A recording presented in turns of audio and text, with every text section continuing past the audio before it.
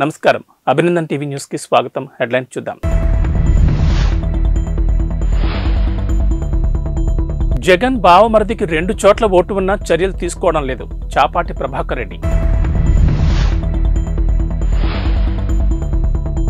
India కూటమికి కీలక పార్టీలు దూరం అవుతున్న వేళ తమిళనాడు సీఎం స్టాలిన్ కీలక వ్యాఖ్యలు నేడు భీమిలి సిద్ధం సభతో ఎన్నికల శంఖారావాన్ని పూరించనున్న జగన్ మేనమామ ఎమ్మెల్యే రవీంద్రనాథ్ రెడ్డి కుమారుడు నరేన్ రామాంజల్ రెడ్డికి 2 చోట్ల ఓటు హక్కు ఉందని తెలుగు యువత కడప జిల్లా అధ్యక్షుడు చాపాటి ప్రభాకర్ రెడ్డి తెలిపారు.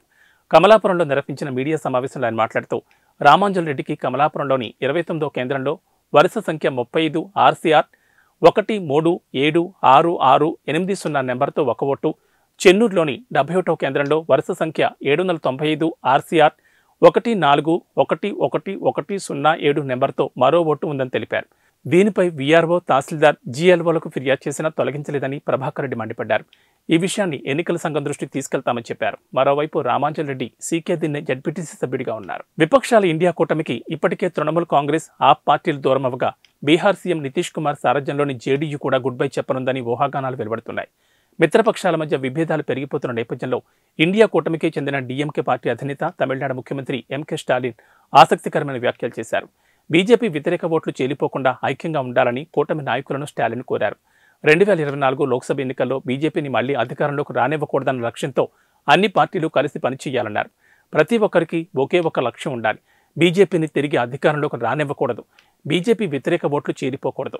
బీజేపీ తిరిగి అధికారంలోకి వస్తే దేశంలో ప్రజాస్వామ్యం, ఫెడరలిజం ఉండవు అని స్టాలిన్ వ్యాఖ్యానించారు. ఈ మేరకు శుక్రవారం తిరుచిరాపల్లిలో జరిగిన ఓ కార్యక్రమంలో ఆయన మాట్లాడారు. కాగా ఇండియా కూటమిలో అయోమయ పరిస్థితి నెలకొంది. పశ్చిమ బెంగాల్ ముఖ్యమంత్రి మమతా బెనర్జీ రాబోయే సార్వత్రిక ఎన్నికల్లో రాష్ట్రంలో ఒంటరిగా పోటీ చేస్తామని ప్రకటించడంతో కూటమికి పెద్ద ఎదురుదెబ్బగా మారింది. సీట్ల పంపకాలపై కాంగ్రెస్, టీఎంసీల మధ్య మాటల యుద్ధం నేపథ్యంలో ఆమె ఈ నిర్ణయం తీసుకున్నారు. ఇక మమతా బెనర్జీ ప్రకటన చేసిన రోజునే పంజాబ్, హర్యానాలోని అన్ని స్థానాల్లో ఒంటరిగా పోటీ చేస్తామని ఆమ్ ఆద్మీ పార్టీ కూడా ప్రకటించింది. దీంతో కాంగ్రెస్ పార్టీకి గట్టి షాక్ ఇచ్చినట్లయింది. మరోవైపు నితీష్ కుమార్ విషయంలో అనిశ్చితి నెలకొంది. త్వరలో ఎన్డీఏ గూటికి చేరబోతున్నారని జాతీయ మీడియా రిపోర్టులు పేర్కొంటున్నాయి. దీనిపై 1-2 రోజుల్లోనే స్పష్టత వచ్చే అవకాశం ఉంది. ఏపీ ముఖ్యమంత్రి జగన్ ఉత్తరాంధ్ర నుంచి ఎన్నికల శంఖారావాన్ని పూరించబోతున్నారు. భీమిలి నియోజకవర్గం తగరపు వలసలో సిద్ధం పేరుతో భారీ బహిరంగ సభను నిర్వహించబోతున్నారు.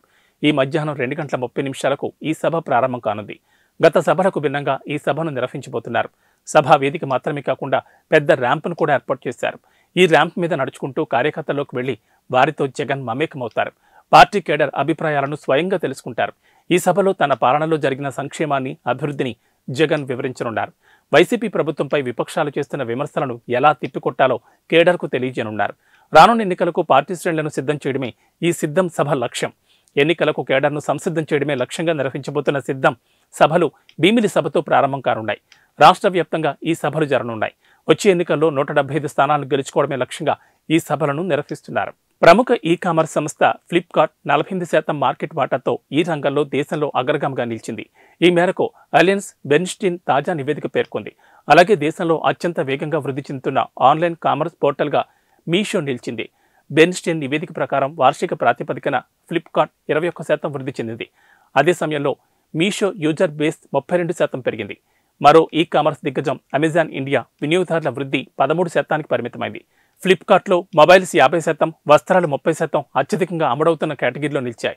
ఆన్లైన్ స్మార్ట్ ఫోన్ విభాగంలో 48%, ఫ్యాన్ విభాగంలో 60% వాటాను ఫ్లిప్కార్ట్ దక్కించుకుంది. నెలకు సరాసరి 12 కోట్ల యాక్టివ్ యూజర్లతో మీషో వేగంగా అభివృద్ధి చెందుతున్న సంస్థగా నిలిచింది. గత ఏడాది కాలంలో ఈ ప్లాట్ఫామ్పై ఆర్డర్లు 43% వృద్ధి సాధించాయి. మళ్లీ షాపింగ్ చేసే వినియోగదారులు 80% ఉండగా రెవెన్యూ 54% పెరిగింది. సికింద్రాబాద్ కంటోన్మెంట్ మాజీ ఎమ్మెల్యే బింగి మచ్చేంద్రరావు కన్నుమూశారు. వృద్ధాప్య సమస్యలతో బాధపడుతున్న ఆయన అల్వాల్లోని తన నివాసంలో తుది శ్వాస విడిచారు.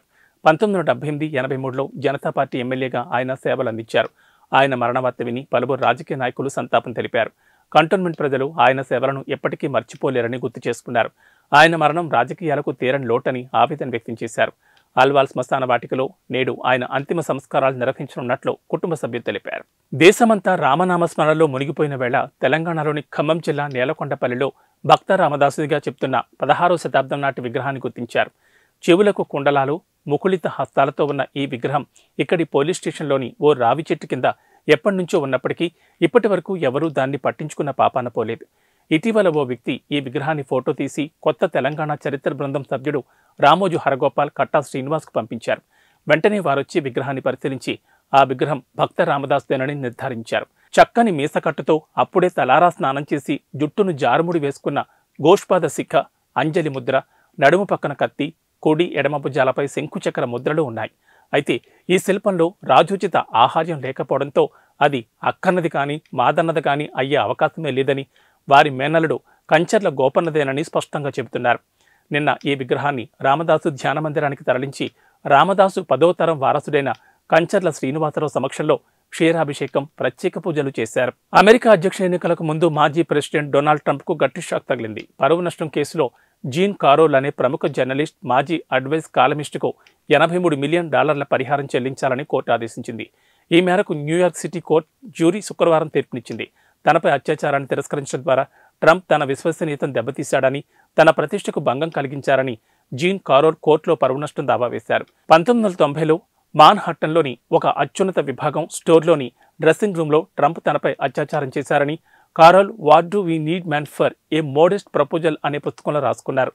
దీన్ని జూన్ 2019లో న్యూయార్క్ మ్యాగజైన్ ప్రచురించింది. అయితే ఇదంతా అసత్య ప్రచారమని, అత్యాచారం అవాస్తవమని ట్రంప్ ఖండించారు. రాజకీయ దురుద్దేశంతోనూ ఇలా చేశారని, కారోల్ ఒక అబద్ధాల కోరని ట్రంప్ విరుచుకుపడ్డారు. అసలు ఆమెను తాను ఎప్పుడూ కలవలేదని కూడా ఆయన ఖండించారు. అవును, నీళ్లు కాదు, 2 లీటర్ల నువ్వుల నూనెను ఓ మహిళ క్షణాల్లో తాగేసింది. ఆదిలాబాద్ జిల్లా ఉట్నూరు ఏజెన్సీలోని నార్నూర్ కామదేవ్ జాతరలో గత రాత్రి ఈ ఘటన చోటు చేసుకుంది. ఆదివాసీ గిరిజనులు ఘనంగా జరుపుకునే ఈ జాతర తొడసం వంశీయుల పూజలతో ప్రారంభమైంది. ఇందులో భాగంగా తొడసం వంశీయురాలైన ఆడపడుచు మేస్త్రం నాగుబాయి చందు 2 లీటర్ల నువ్వుల నూనెను కటకటా తాగేశారు.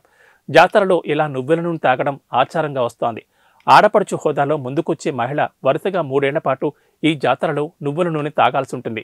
మహారాష్ట్రలోని జబితా తాలూకా కొద్దేపూర్ గ్రామానికి చెందిన చందు నూనె తాగడం వరుసగా ఇది 2వసారి. ఇలా నూనె తాగడం వల్ల మంచి జరుగుతుందని తొడసం వంశీయులు విశ్వసిస్తారు. యూట్యూబ్లో సబ్స్క్రైబర్ల సంఖ్యను పెంచుకోవడమే లక్ష్యంగా ఓ యువతి దారుణానికి తెరతీసింది. లైవ్లోని జంతువులను చిత్రహింసలు గురిచేసి చంపడం మొదలుపెట్టింది. ఈ మేరకు 4 లైవ్ వీడియోలను గుర్తించిన పోలీసులు ఆమెను అరెస్ట్ చేశారు. అమెరికాలో ఈ ఘటన జరిగింది. పెన్సిల్వేనియాకు చెందిన 28 ఏళ్ల అనిగర్ మోన్సీ అనే యువతి జీవహింసకు పాల్పడిందని పోలీసులు వెల్లడించారు. ప్రాణంతో ఉన్న జంతువులను హింసిస్తున్నట్లుగా, వికృతంగా వ్యవహరిస్తున్నట్లుగా గుర్తించామన్నారు. లైవ్లో కోడి, పావురం, కుందేలు, కప్పల శరీర భాగాలను ముక్కలుగా కోస్తున్న 4 లైవ్ స్ట్రీమింగ్ వీడియోలను ఆమె ఛానల్లో గుర్తించామని, గత వారం ఆమెపై కేసు నమోదు చేసినట్లు వెల్లడించారు. వేరువేరు జంతువులను పట్టుకుని హింసించడం ద్వారా సబ్స్క్రైబర్లను పొందిందని, లైవ్లోని వాటిని పట్టుకునేదని తెలిపారు. మేడారం జాతర సమయంలో మహిళల నుంచి టికెట్ వసూలు చేయాలన్న ఆర్టీసీ ఎండీ సజ్జనార్ ప్రతిపాదనను డిప్యూటీ సీఎం, ఆర్థిక శాఖ మంత్రి భట్టి విక్రమార్క తోసిపుచ్చారు. రాష్ట్ర బడ్జెట్కు సంబంధించి భట్టి, రవాణా శాఖ మంత్రి పొన్నం ప్రభాకర్, ఆర్టీసీ ఉన్నతాధికారులు ఇటీవల సమావేశమయ్యారు. ఈ సందర్భంగా సజ్జనార్ మాట్లాడుతూ, త్వరలో జరగనున్న మేడారం జాతర సందర్భంగా నడిపే ప్రత్యేక బస్సుల్లో మహిళల నుంచి టికెట్ వసూలు చేస్తే సంస్థ ఆదాయం పెరుగుతుందని ప్రతిపాదించారు. స్పందించిన భట్టి అది సరికాదని, ఎట్టి పరిస్థితుల్లోనూ మహిళలకు ఉచిత ప్రయాణం కొనసాగించాల్సిందేనని స్పష్టం చేశారు. ఒక్క మేడారమే కాదని ఏ జాతర సమయంలోనూ మహిళల నుంచి టికెట్ వసూలు చేయొద్దని ఆదేశించారు. వచ్చే నెల 18 నుంచి 25 వరకు జరగనున్న మేడారం జాతర కోసం ఆర్టీసీ ప్రత్యేకంగా 6,000 బస్సులు నడపాలని నిర్ణయించింది. ఒక్క హైదరాబాద్ నుంచి 2,000 బస్సులను సిద్ధం చేస్తున్నారు. ఇవి బులెటిన్ విశేషాలు. నమస్కారం.